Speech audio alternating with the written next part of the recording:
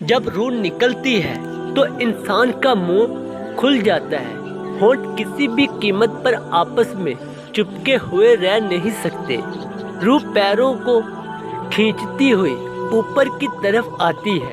جب پھیپھڑوں اور دل تک روح کھینچ لی جاتی ہے اور انسان سانس ایک ہی طرف یعنی باہر ہی چلنے لگتی ہے، یہ وہ وقت ہوتا ہے جب چند لمحوں میں انسان شیطان اور فرشتوں کو دنیا میں اپنے سامنے دیکھتا ہے۔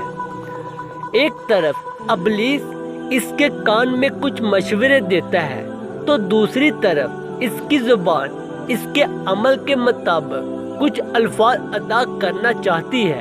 اگر انسان نیک ہو تو اس کا دماغ اسی زبان کو کلمہ شہادت کی ہدایت دیتا ہے۔ اگر انسان کافر ہو تو اس کا دماغ کنفیوژن اور ایک عجیب ہیبت کا شکار ہو کر شیطان کے مشورے کی پیروی کرتا ہے اور بہت ہی مشکل کچھ الفاظ زبان سے ادا کر نیکی بھرپور کوشش کرتا ہے۔ یہ سب اتنی تیزی ہوتا ہے کہ دماغ کو دنیا کی فضول باتوں کو سوچنے کا موقع ہی نہیں ملتا۔